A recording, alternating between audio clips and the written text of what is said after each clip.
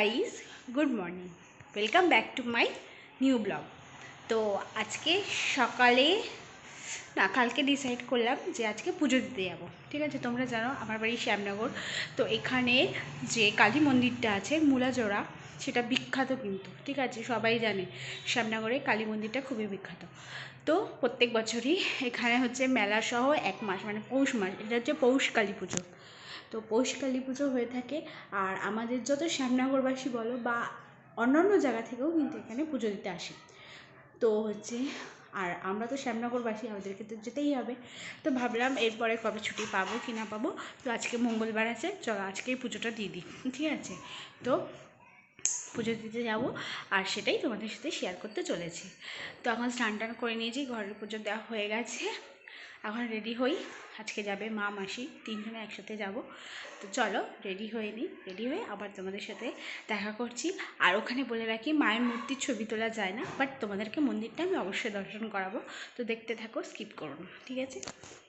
One eternity later.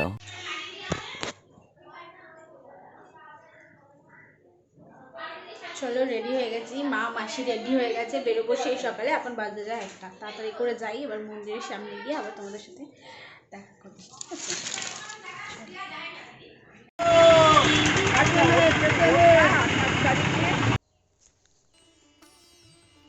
তো দেখো, চলে এসেছি আমাদের শ্যামনগর স্টেশনে। এবার স্টেশনের ওপর দিয়েও তোমরা যেতে পারো, বাইরের যে এই রাস্তাটা, এটা চৌরঙ্গি মোড় বলে, এই রাস্তাটা দিয়েও যেতে পারো। এই রাস্তাটা দিয়ে সোজা মান্টু সুইটের সামনে দিয়ে গেলেই হচ্ছে তুমি পেয়ে যাবে এই মেলা। এই মেলা কিন্তু সারা বছরই থাকে, মানে এখানে দোকানপত্র তুমি যা কিছু চাও, ঠিক আছে, এখানে গেলে পেয়ে যাবে। কিন্তু পৌষ মাসে হচ্ছে পৌষ কালী পূজা হয়, যেখানে মুলাজোড়া কালী পুজো হয়, প্লাস তোমার আরও অনেক ভ্যারাইটি রকমের দোকান পাট বসে থাকে। ঠিক আছে, তো আমরা দেখো একদম মেলার পুরো মুখে ঢুকে গেলাম। এখানে হচ্ছে তুমি সোজা গেলে তোমাদেরকে দেখাবো যেতে যেতে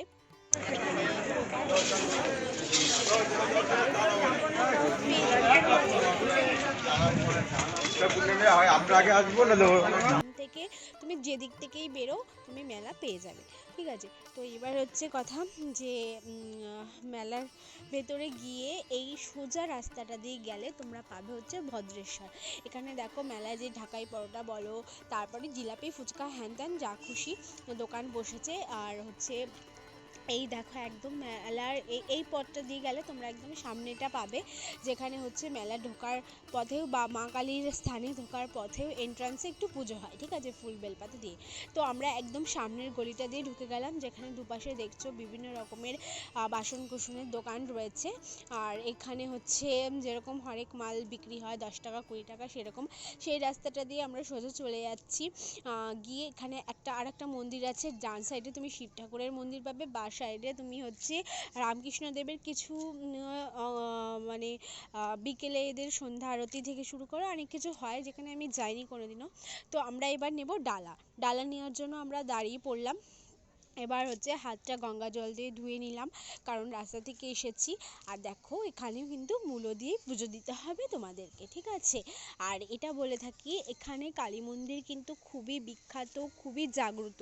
কালী মন্দিরের মুখ কিন্তু ছিল উল্টো দিকে। কথিত আছে যে বামা খ্যাপা যখন হচ্ছে নৌকো করে গান করতে করতে যাচ্ছিল, তো মায়ের তার গান এতই ভালো লেগেছিল, তো মা বলছিল যে তুই আমার দিকে ফিরে গান কর। কিন্তু বামা খ্যাপা বলেছিল, না, যদি তোমার আমার গান শুনতে ইচ্ছে করে তাহলে তুমি আমার দিকে ফেরো। তো সেই কারণেই মন্দিরের মুখ ঘুরে গেছে। ঠিক আছে, তো এটা কথিত আছে, আমরা এটা ছোটোবেলা থেকে শুনে আসছি। তো যাই হোক, পুজোর ডালা রেডি হয়ে গেছে। এখানে ডালা হচ্ছে তোমার 21 টাকা থেকে শুরু, আর হচ্ছে 21 টাকা থেকে তুমি পরপর যত খুশি তুমি নিতে পারো। তো আমরা নিয়ে এবার পুজো দেওয়ার জন্য এগিয়ে যাচ্ছি। তো চলো।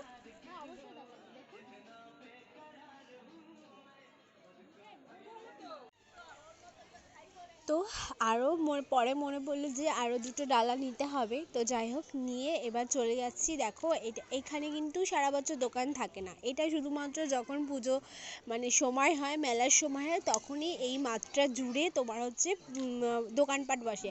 কিন্তু অন্য সময় কিন্তু এই মাঠে তোমার এসে আমরা বসি, গল্প করি। গরমকালে এখানে সুন্দর হাওয়া থাকে। তো দেখো মা কালীর মন্দিরটা দেখে নাও, হচ্ছে অনেক পুরনো মন্দির, কালী মন্দির, যেটা হচ্ছে শ্যামনগরে অবস্থিত। এটা যে কারোর মুখে শুনবে এর নাম হচ্ছে কালীবাড়ি, ঠিক আছে। যেহেতু মা কালীর এখানে ঘর, তো এটার নাম হচ্ছে কালীবাড়ি। তো বলে থাকি যে আগে আমাদের এখানে অনেক অনেক অনেক ভিড় হতো, ঠিক আছে। কিন্তু কোভিডের পর থেকে ভিড়টা এখন সেরকম হয় না। আগে প্রচুর লাইন দিতে হতো, আমরা লাইনে দাঁড়িয়ে 3-4 ঘন্টা শুধু লাইনেই থাকতাম। আর এত সুন্দর সুষ্ঠুভাবে পুজো হতো না। কিন্তু এখন সেই লাইনটা ক্রমাগত মানে কমে এসেছে।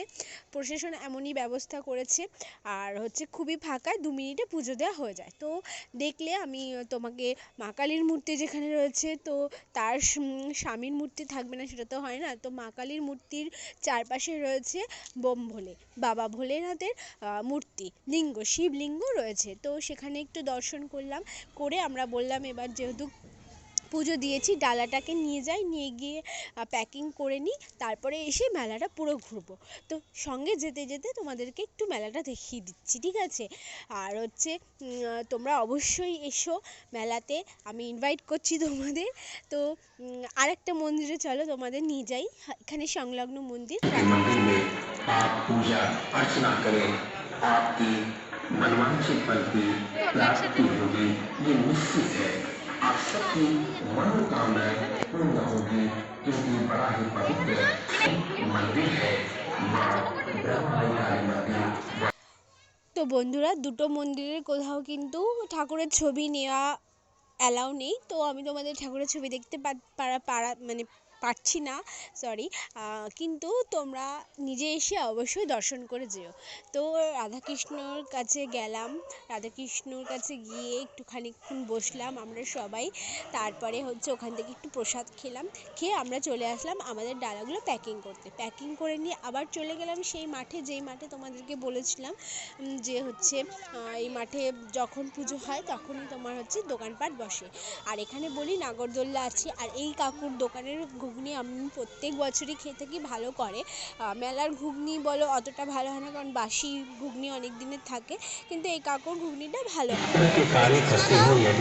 এটা দেখতে ভালো লাগছে, ধোকা লাগছে না? সে তো বলেছিল যে মানে ফুল নষ্ট হয়ে গেছে। তো আমি ভাবলাম কি নেব, একটু তাহলে ওনার জন্য দুটো ফুল নিয়ে যাই, উনি যেহেতু ঘর সাজাতে ভালোবাসে। তো ফুলের দরদাম করতে চলে গেলাম। তো এই ফুলগুলো আমার খুব পছন্দ হলো, তো দুটো নিয়ে নিলাম। আর হচ্ছে অনেক রকমের ভ্যারাইটিস ফুল ছিল, ফুলগুলো দেখতে খুবই সুন্দর লাগছিলো, এগুলো ঘর সাজাতে খুব ভালো লাগে। তো ওখান থেকে চলে আসলাম সেই সামনে একদম, যেখানে এন্ট্রান্স যেটা দিয়ে ঢুকেছিলাম।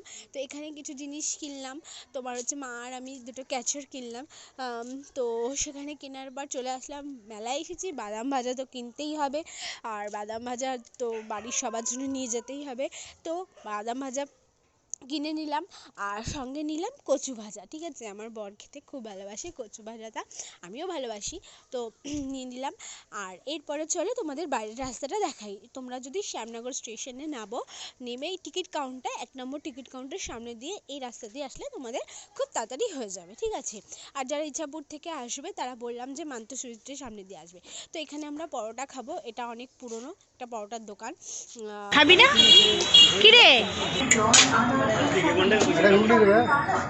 হবে না। তো আমি দেখাতে চাইছিলাম তোমাদের একটু ভালো করে, কিন্তু ওখানে ভিডিও অ্যালাউ ছিল না। ওনারা খুব তর্ক করলেন আমার সাথে, বললেন এখানে ভিডিও নেওয়া যাবে না। যাই হোক, ঠিক আছে, না নেওয়া যাবে না নিয়ে যাবে, তোমরা এসে খেয়ে পুজো দিয়ে চলে এসেছি বাড়ি। বছরে একটা দিন খুব ভালো লাগে। তো তিনজনে মিলে গেলাম, একটু কেনাকাটি করলাম, মজা করলাম, ঠিক আছে। বেশি কিছু কিনিনি, দেখলে ফুল কিনলাম, ওই একটা চিমটা কিনলাম, না সরি ক্যাচার কিনলাম, একটা কানের কিনলাম, আর বাদাম ভাজা কিনলাম, ঠিক আছে। একটু কচু ভাজা কিনলাম, আমার বর খেতে ভালোবাসে। তো চলে আসলাম, এবার একটু যাব আজকে অনুকূল ঠাকুরের একটা উৎসব আছে, সেখানে একটু খিচুড়ি খেতে। তো আজকের ব্লগটা তোমাদের কেমন লাগলো অবশ্যই কমেন্টে জানাতে ভুলো না। ভালো লাগলে অনেক অনেক লাইক করো, ভিডিওটাকে শেয়ার করো, আর এইভাবে আমার ভিডিওগুলো দেখতে থাকো। তাহলে আজকের মতো টাটা। আবার দেখা করছি অন্য কোনো ভিডিওতে তোমাদের সাথে। ভালো থাকবে, সুস্থ থাকবে।